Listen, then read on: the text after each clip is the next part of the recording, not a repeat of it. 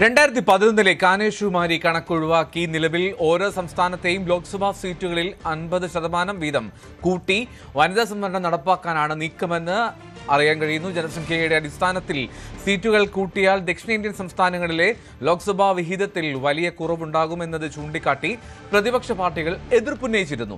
ഈ സാഹചര്യത്തിലാണ് ലോക്സഭാ മണ്ഡലങ്ങളുടെ എണ്ണം കൂട്ടാനുള്ള മാനദണ്ഡത്തിൽ മാറ്റം വരുത്താൻ കേന്ദ്ര സർക്കാർ ആലോചിക്കുന്നത്. അങ്ങനെയാണെങ്കിൽ ജനസംഖ്യാ നിയന്ത്രണം ഫലപ്രദമായി നടപ്പാക്കിയ കേരളം അടക്കമുള്ള ദക്ഷിണേന്ത്യൻ സംസ്ഥാനങ്ങളുടെ ലോക്സഭാ പ്രാതിനിധ്യ അനുപാതത്തിൽ കുറവുണ്ടാകില്ല.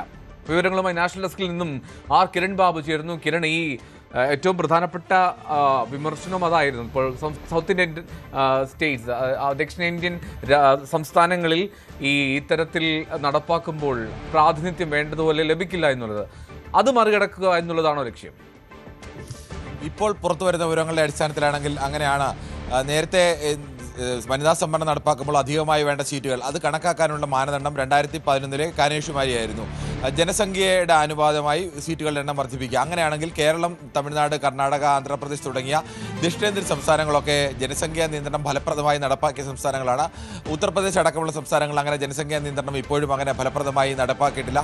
അതുകൊണ്ട് ആനുപാതികമായി സ്വാതന്ത്ര്യം കിട്ടിയ കാലത്ത് ഇന്ത്യക്കുണ്ടായിരുന്ന ജനസംഖ്യ ആനുപാതികമായി കണക്കാക്കിയാൽ കേരളത്തിൻ്റെ ജനസംഖ്യ വർദ്ധിച്ചതിൻ്റെ എത്രയോ ഇരട്ടി ജനസംഖ്യ ഉത്തർപ്രദേശിലടക്കം വർദ്ധിച്ചിട്ടുണ്ട്. ശതമാന കണക്കിൽ നോക്കുമ്പോൾ അത് വലിയ വർധനമാണ്.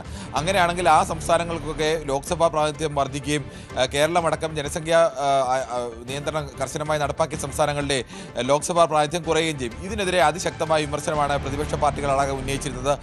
കാരണം കേന്ദ്ര സർക്കാരിനെ ഇപ്പോൾ ഭരിക്കുന്ന BJPക്ക് ദക്ഷിണേന്ത്യൻ സംസ്ഥാനങ്ങൾ കാര്യമായ വേരോട്ടമില്ല, അല്ലെങ്കിൽ ദക്ഷിണേന്ത്യൻ സംസ്ഥാനങ്ങൾ അങ്ങനെ ഒരു മേൽക്കൈയില്ല. ആ സംസ്ഥാനങ്ങളിലെ ലോക്സഭാ പ്രാതിനിധ്യം കുറയുകയും ഉത്തരേന്ത്യൻ സംസ്ഥാനങ്ങളിലെ ലോക്സഭാ പ്രാതിനിധ്യം വളരെയേറെ കൂടുകയും ചെയ്യുമ്പോൾ സ്വാഭാവികമായും ഈ സംസ്ഥാനങ്ങളുടെ MPമാരുടെ എണ്ണം പോലും കേന്ദ്രഭരണം നിശ്ചയിക്കുന്നതിൽ കാര്യമായ പങ്ക് വഹിക്കില്ല. ഇതിനെതിരെ അതിശക്തമായ വിമർശനമാണ് പ്രതിപക്ഷ പാർട്ടികളടക്കം ഉന്നയിച്ചിരുന്നത്. ഇപ്പോൾ പുതിയൊരു നിർദ്ദേശം കേന്ദ്ര സർക്കാർ മുന്നോട്ട് വെക്കുന്നു. നിലവിൽ എത്രയാണോ ഓരോ സംസ്ഥാനങ്ങൾക്കും ഉള്ളത് അതിന് ആനുപാതികമായി കൂട്ടുക. അങ്ങനെയാണെങ്കിൽ കേരളത്തിൽ 20 ഉണ്ടെങ്കിൽ അടുത്ത തവണ അത് 30% വർദ്ധിപ്പിക്കുകയും ആ 30ൽ 3/1 10 സീറ്റുകൾ വനിതാ സംവരണ സീറ്റുകളൊക്കെ മാറ്റുകയും ചെയ്യുന്നു. അങ്ങനെയാണെങ്കിൽ അനുപാതത്തിൻ്റെ ക്രമത്തിൽ മാറ്റമുണ്ടാകുന്നില്ല. കേരളത്തിന് ഇപ്പോൾ 20 ലോക്സഭാംഗങ്ങളാണുള്ളതെങ്കിൽ 50% കൂടി വർദ്ധിപ്പിക്കുമ്പോൾ അത് 30 വർദ്ധിക്കുന്നു. തമിഴ്നാടിനുമെല്ലാം ആനുപാതികമായി 39 എന്നുള്ളത് വീണ്ടും അവിടെ ഏകദേശം 19-20 സീറ്റുകൾ അവിടെയും വർദ്ധിക്കുന്നു. ആ വർധനവിന് മാറ്റമുണ്ടാവില്ല. അങ്ങനെയാണെങ്കിൽ ചിലപ്പോൾ പ്രതിപക്ഷ പാർട്ടികൾ കൂടി ഇതിൽ യോജിക്കാൻ സാധ്യതയുണ്ട്. അതുകൊണ്ടാണ് ഇപ്പോൾ ഇത്തരമൊരു നിർദ്ദേശം സജീവമായ ചർച്ചയിലേക്ക് വരുന്നത്. എന്നാൽ അത്തരമൊരു തീരുമാനം ഔദ്യോഗികമായി ഇതുവരെയും കേന്ദ്ര സർക്കാരിൻ്റെ ഭാഗത്തുനിന്ന് ഉണ്ടായിട്ടില്ല. ആ തീരുമാനം പുറത്തു വന്നതിന് ശേഷം അത് നമുക്ക് രാഷ്ട്രീയ പാർട്ടികളടക്കം കൃത്യമായ നിലപാടുകൾ വ്യക്തമാക്കുകയുള്ളൂ. അത്തരമൊരു നീക്കം കേന്ദ്ര സർക്കാരിൻ്റെ ഭാഗത്തുനിന്ന് വരുന്നുണ്ട്. നിലവിൽ ഉള്ള സീറ്റുകളുടെ 50% വർദ്ധിപ്പിക്കുക. ആ 50%-ൽ 33%, അതിൽ 3/1 വനിതകൾക്കായി സംവരണം ചെയ്യുക. അത് നേരത്തെ SC/ST സംവരണമൊക്കെ ആ രീതിയിൽ തന്നെയാണ് തുടരുന്നത്.